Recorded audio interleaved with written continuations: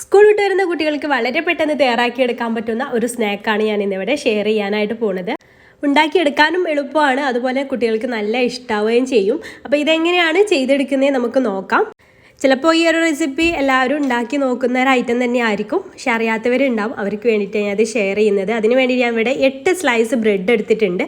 ആ ബ്രെഡിൻ്റെയൊക്കെ അരികുവശം ഒന്ന് കളയുന്നുണ്ട് കേട്ടോ. അരികുവശം കളയൽ നിർബന്ധമൊന്നുമില്ല, അരികുവശം കളയാതെയും ഞാൻ ഉണ്ടാക്കിയെടുക്കാറുണ്ട് കേട്ടോ. പക്ഷേ ഇത് ഞാൻ ഇങ്ങനെ ആകുമ്പോൾ കാണാൻ നല്ല ഭംഗിയുണ്ടാവും. അപ്പോൾ അതാ ഇതുപോലെ അരികുവശം കളഞ്ഞെടുക്കുന്നുണ്ട്. അരികുവശം നമുക്ക് ബ്രെഡ് ക്രംസിനൊക്കെ വേണമെങ്കിൽ യൂസ് ചെയ്യാവുന്നതാണ്.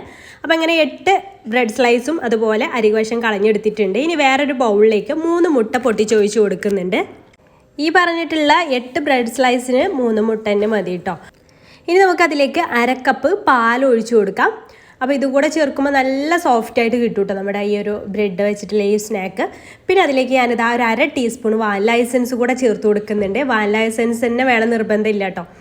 നിങ്ങളുടെ കയ്യിൽ ഏലക്കപ്പൊടി ഉണ്ടെങ്കിൽ ഏലക്കപ്പൊടി ചേർത്ത് കൊടുത്താൽ മതി. അതൊരു 1/2 ടീസ്പൂൺ ചേർത്ത് കൊടുത്താൽ മതി. അങ്ങനെയാണ് പണ്ട് മുതലേ നമ്മളൊക്കെ ഉണ്ടാക്കുന്ന റെസിപ്പിയിൽ ചേർക്കാറുള്ളത്. അപ്പം അതില്ലാന്നുണ്ടെങ്കിൽ വാനില എസൻസ് ചേർത്താലും നല്ല ടേസ്റ്റാണ്. പിന്നെ ഒരു 4 ടേബിൾ സ്പൂൺ പഞ്ചസാരയും ഒരു നുള്ളു ഉപ്പും, ആ മധുരമൊക്കെ ഒന്ന് ബാലൻസ് ആവാൻ വേണ്ടി ഒരു നുള്ളു ഉപ്പും ചേർത്തിട്ട് ഇത് നന്നായിട്ടൊന്ന് ബീറ്റ് ചെയ്തെടുക്കുക. അതെല്ലാം ഒന്ന് മിക്സ് ആവുന്ന രീതിയിലൊന്ന് ബീറ്റ് ചെയ്തെടുത്താൽ മതി.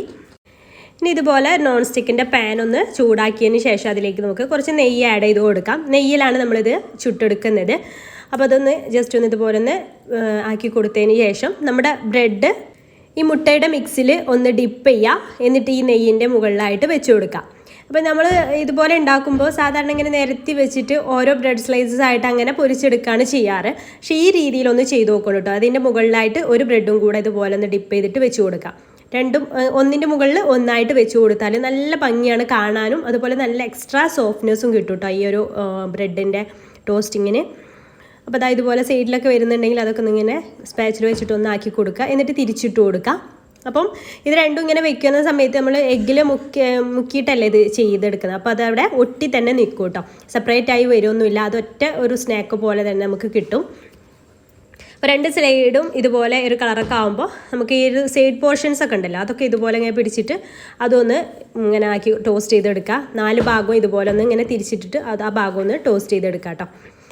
അപ്പം നല്ല അടിപൊളിയായിട്ട് തന്നെ ഉൾഭാഗമൊക്കെ നല്ല രീതിയിൽ ആ എഗ്ഗിൻ്റെ അതൊക്കെ കുക്കാവുകയും ചെയ്യും. നല്ല സോഫ്റ്റായിട്ട് നമുക്ക് കിട്ടുകയും ചെയ്യും. കണ്ടോ, കാണാൻ തന്നെ നല്ല ഭംഗിയില്ലേ.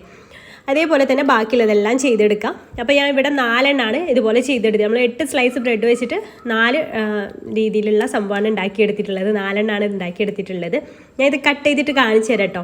നല്ല സോഫ്റ്റാണ്. ഇത് കട്ട് ചെയ്യുമ്പോൾ തന്നെ നമുക്ക് മനസ്സിലാവും നല്ല സോഫ്റ്റാണ്. കുട്ടികൾക്കും മുതിർന്നവർക്കൊക്കെ ഇഷ്ടാവുകയും ചെയ്യും. അപ്പോൾ ഈ രീതിയിൽ നിങ്ങൾ ഇതുവരെ തയ്യാറാക്കി നോക്കിയിട്ടില്ലെങ്കിൽ എന്തായാലും ഒന്ന് തയ്യാറാക്കി നോക്കുക കേട്ടോ. വീഡിയോ ഇഷ്ടമായാൽ ലൈക്ക് ചെയ്യാനും മറ്റുള്ളവരിലേക്ക് ഷെയർ ചെയ്ത് കൊടുക്കാൻ താല്പര്യം ഉണ്ടെങ്കിൽ ഷെയർ ചെയ്ത് കൊടുക്കാനും മറക്കരുത്.